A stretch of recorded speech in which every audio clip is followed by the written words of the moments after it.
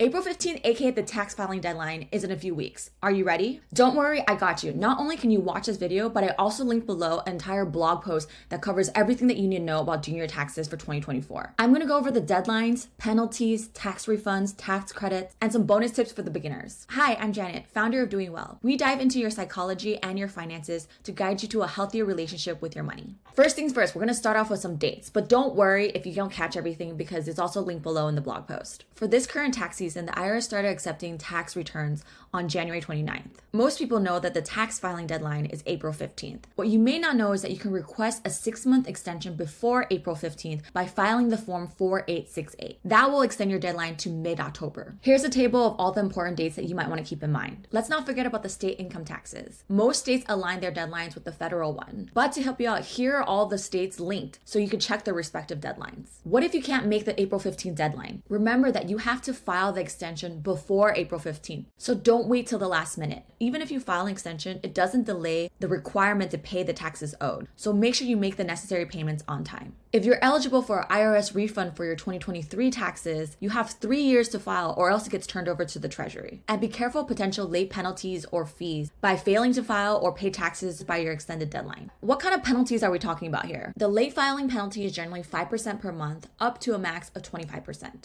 Then you have the failure to pay penalty. The penalty for unpaid taxes is 0.5% of the money owed per month, up to a maximum of 25%. The IRS also charges around 7% interest on overdue taxes. This rate is adjusted quarterly and the interest compounds daily. What is the difference between the 2023 and the 2024 tax brackets? You can see from the charts that there's a slight increase in income threshold from 2023 to 2024 to accommodate inflation. But these tax rates will remain unchanged through 2025 due to the 2017 Tax Cuts and Jobs Act. So when will the IRS issue refunds in 2024? The IRS claims that they will process e-file tax returns within 21 days. But are you eligible for an IRS refund? Obviously, you've had to have paid more in taxes than you owe throughout the year. You also have to have no outstanding tax debts or offsets. Otherwise, the IRS will use your refund to offset the debt that you owe them. You also can get a tax refund if you claim deductions or credits that lower your tax liability. Here's a tentative refund schedule based on the IRS guidelines. What's your personal experience? Have you found that these dates usually hold up? But there are many situations where the 21-day time frame doesn't apply. If you have discrepancies or missing information on your tax return, it might have to go into manual review, which will delay your refund. If you claim credits like the ACTC or the EITC, it'll also delay things because the IRS has to verify your eligibility. We'll get into what those are in a sec. If you request a direct deposit for your refund, that can lead to delays if there's anything wrong with the account information that you provide. If that's the case, the IRS will just default to a paper check. Tax returns involving self-employment income or foreign assets will also take extra time because of the complexity.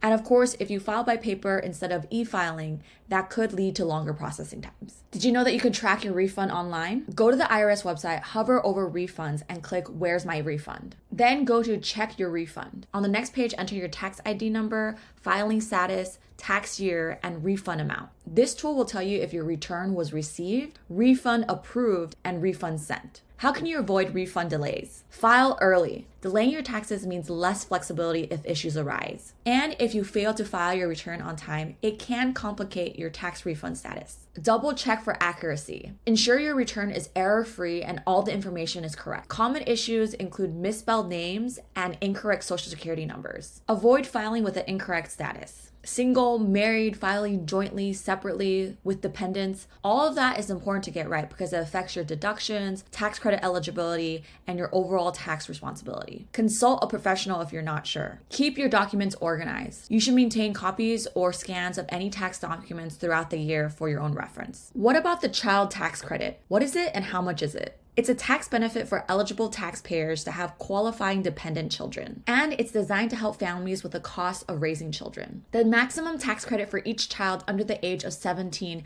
as of December 2023 was $2,000 per child. While there might be potential changes to this coming down from Congress, it shouldn't delay you for filing your return anyways. If Congress decides to up the amount of money that you get, the IRS will just credit you the difference. Here are the eligibility requirements for the child tax credit. What about the Earned Income Tax Credit, the EITC? This is to target the low and moderate income workers. And there's special rules if you're military, clergy, or if you have someone in your family that has disabilities. Where do you go to file your taxes anyways? IRS Free File. You can use the IRS free electronic filing services if you have an adjusted gross income of less than $79,000. There are also volunteer-run programs like VITA. They offer free in-person tax return preparation sessions, but their focus is definitely to serve people with lower income, with disabilities, or limited English-speaking capabilities. MilTax. It's a tax software platform offered through Military OneSource, specifically for military members, veterans, and their families. If you qualify, you can use it at no cost to file your federal tax returns. One of the most popular options are the online tax platforms for general use. The one caveat here is that a lot of the platforms want to add add-ons or extra paid features that you might not need just to upcharge you. So be vigilant there and only pay for what you need. Then you have professional tax preparers. This is a really good option if you have a more complicated tax situation, and it's worth paying money now to get good advice to prevent future headache. But like all service-based businesses,